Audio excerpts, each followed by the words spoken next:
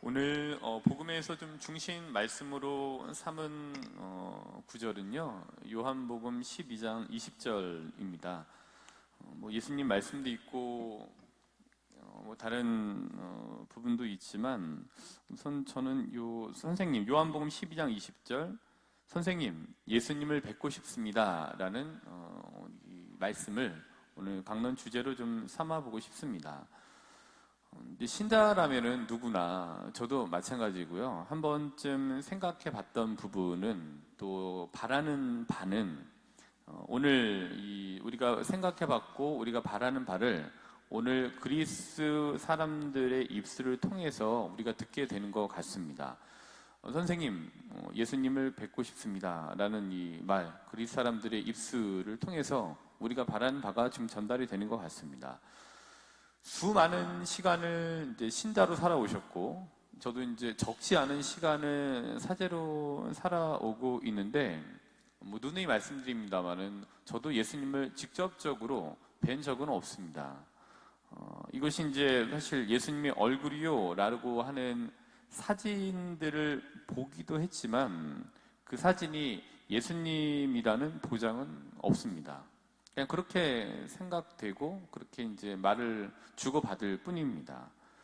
수많은 또 이콘을 보셨을 거고, 수많은 성화를 이렇게 보셨지만, 마찬가지로 그것이 예수님의 직접적인 얼굴이다라는 보장은 없습니다. 이 세상에 계셨을 때 얼굴이다라고 하는 보장은 없습니다. 또 근데 또 재미있는 게, 그것이 또한 예수님의 얼굴이 아니다라고 이렇다 할 뭐 증거도 없습니다. 근데 자기가 생각하는 거에 따라서 이런 모습이면 좋겠다, 또 이런 걸 참고해서 이런 모습이겠구나라는 거를 참고해서 그리고, 그거를 통해서 우리는 우리의 내면 안에 있는 신앙을 통해서 그 모습을 유추하게 되는 거죠. 다만 이제 그것들이 얼마만큼 내 마음에서 어떻게 생각하고 있느냐에 따라서 내가 보는 이콘이나 성화나, 또 그동안 예수님의 얼굴이다라고 일컬어졌던 그 사진들을 통해서 내가 조금 더 어떤 신앙적인 도움을 받을 수 있게 될 뿐이라고 봅니다. 이제 인도에 좀 가서 뭐 여행 다녀왔었는데, 예전에 그래서 이제 인도에 간 김에 캘커타에 있는 그 마더 데레사 스님이 계셨던 그 마더 하우스에 좀 잠깐 들린 적이 있었습니다.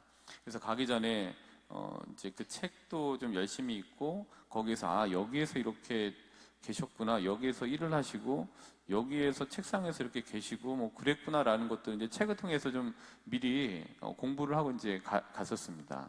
근데 거기에 갔는데 이미 수녀님은 이제 돌아가신 후였고요. 그래서 이제 그래도 들려보기 위해서 이제 공부하고 갔었는데, 거기에서 이제 열심히 뭐 일하고 계시는 인도 신부님을 이제 만나게 됐습니다.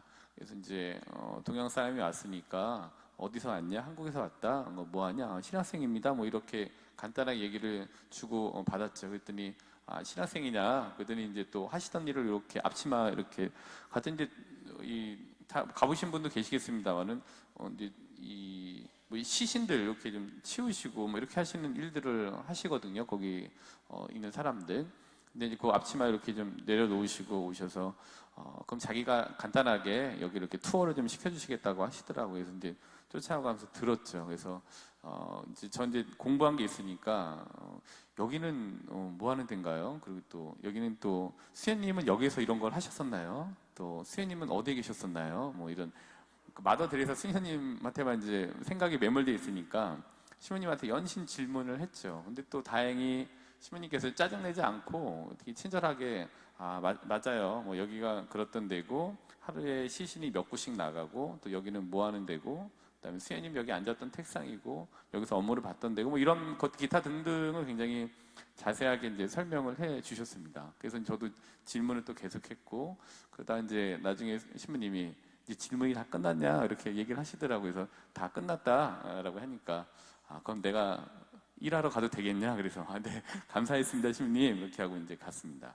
그리고 이제 인도 여행을 쭉 마치고 이제 귀국을 하고, 근데 지나고 나서 좀 돌아오고 나서 좀 생각이 들었던 거는, 그때 생각이 들었는데 좀 되게 좀 창피한 좀 생각이 좀 들더라고요. 그러니까 창피한 일이 참 많은데 내가 좀 그때 너무 좀 철이 없었나 보다라고 생각이 들었었어요. 왜냐하면은 이제 신부님이 이제 바쁘셨거든요. 일을 하는데 이제 바쁜 시간을 내주셨는데 제가 사실 마더하우스에서 저도 그 일을 좀 돕겠다라고 팔을 걷어붙이고 도와주지는 못할 망청 연신 내내 질문만 한 거예요. 그것도 자기 뭐 있지만 신부님 계시지만 그 수녀님에 대한 질문만 계속 한 거예요. 근데 돌아서 봤더니 얼마나 많은 사람들이 와갖고서 자기에 대해서는 안 물어보고 연신 수녀님에 대해서는 계속 물어봤겠어요. 여기 수녀님이 계셨던 곳이에요.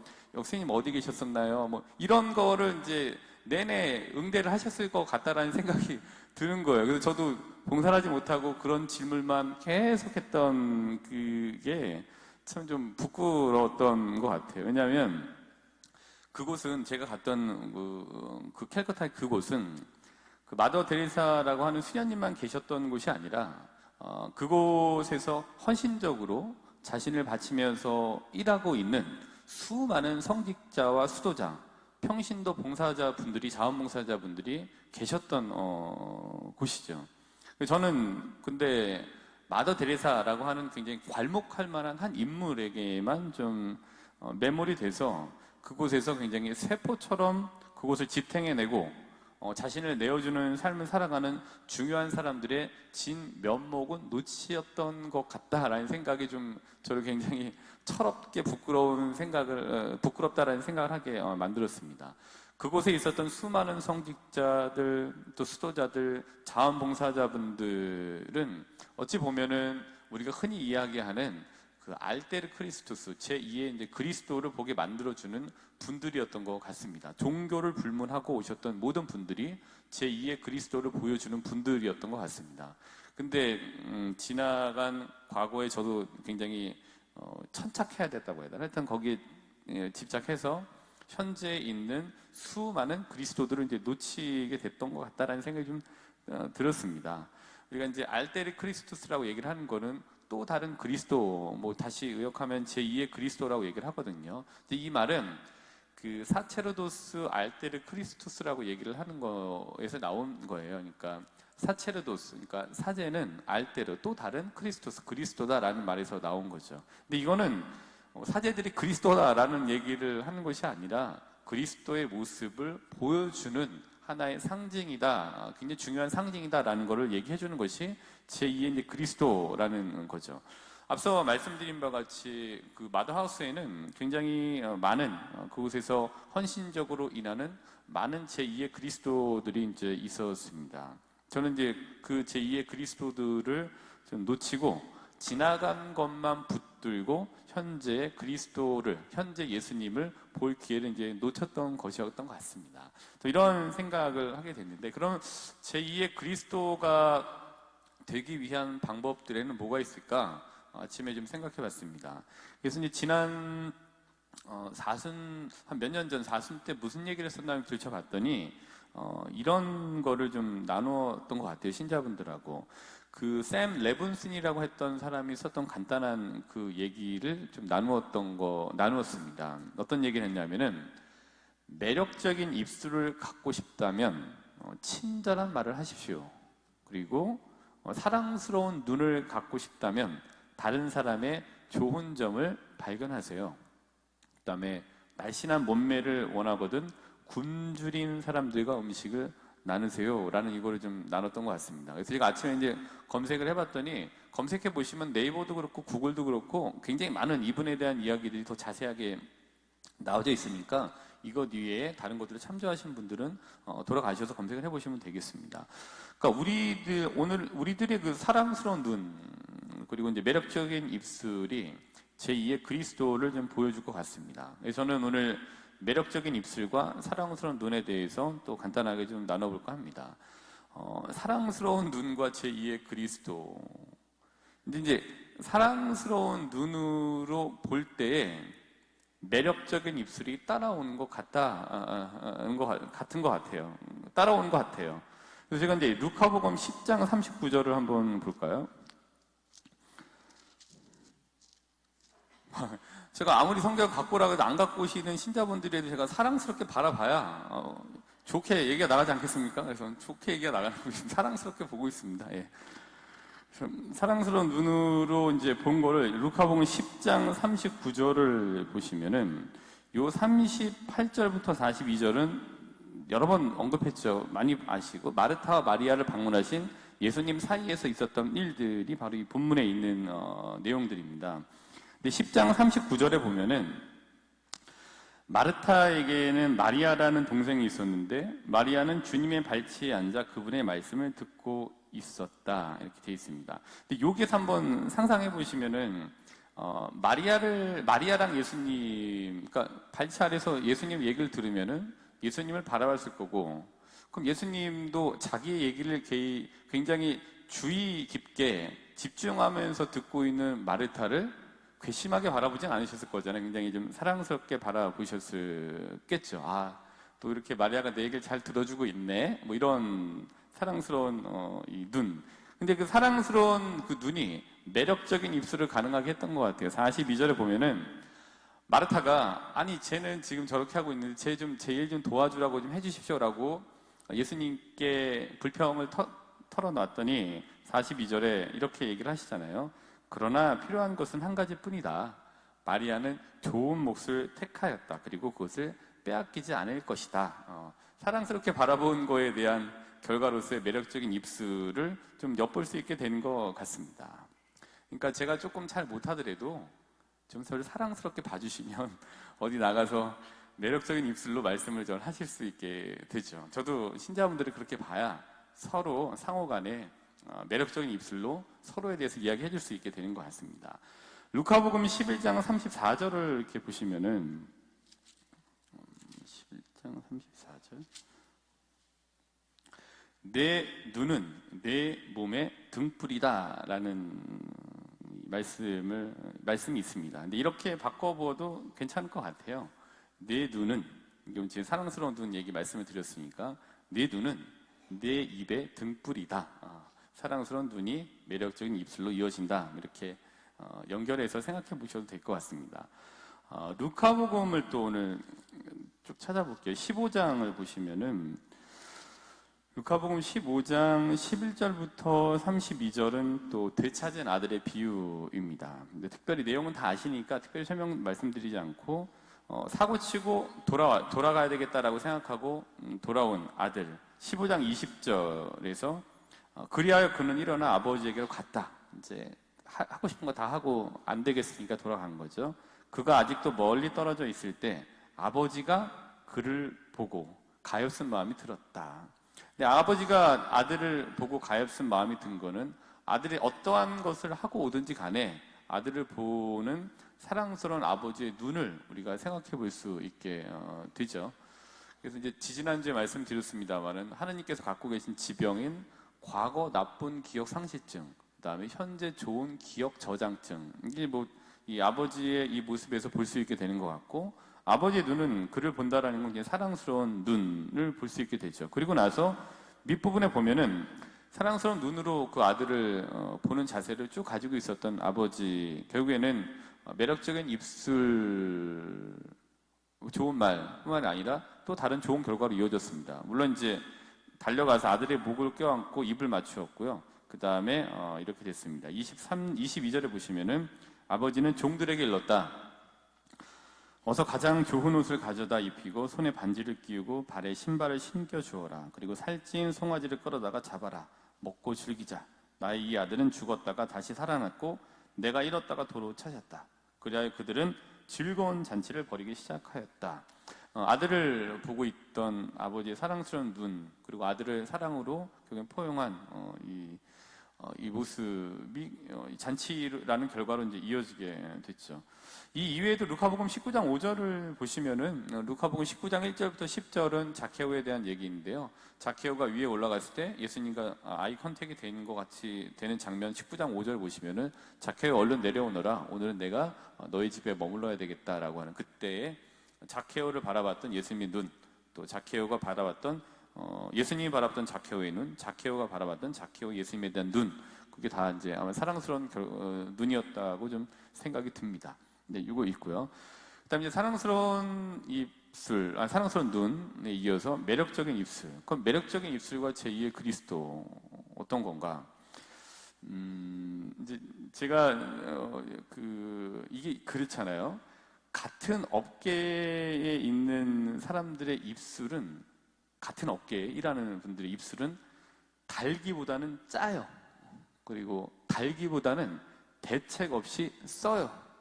그리고 같은 업계에서 일하는 사람들의 입술은 대책 없이 떨떠름한 경우들을 많이 겪게 됩니다. 근데 그렇잖아요. 같은 직장 동료, 같은 업계에서 일하는 사람들이 뭔가 이렇게 달고 좋고 떨지 않고 이런 얘기를 하는 거를 들어보신 적이 있으세요? 아마 뭐 있으시겠습니다만은, 저도 이제 저희 업계에서 이제 종교 업계에서 듣는 얘기들을 이렇게 듣는 얘기 중에 좀 달았고, 그 다음에 좀 괜찮았던, 도움이 되고 지금까지 했던 얘기들이 크게 세 가지. 그러니까 그 많은 30년 정도, 신학생까지 합쳐갖고 30년 정도의 세월을 이 바닥에 있었는데 생각나는 게 세 개밖에 없다라는 거는 좀 여기도 굉장히 짜고 떨고 쓰다라는 거 얘기해 주는 것 같아요. 근데 같은 업계는 거의 다 그런 것 같아요. 동종 업계는. 근데 이제 제가 들었던 것 중에 기억에 남는 거는 저한테 이제 대기만성이라고 얘기했던 신부님의 얘기, 입술이 기억이 나요. 근데 이거는 제가 넌 크게 될 거야 이게 아니라, 너 지금 부족한 거 아는데 괜찮아. 그래도 포기하지 말고 하다 보면 지금보다 조금 나아질 거야 라고 이제 용기를 주셨던 말씀이었어요. 근데 저한테는 굉장히 달게 들렸어요. 너 난구는 대기만성이야 이렇게 하는 거는.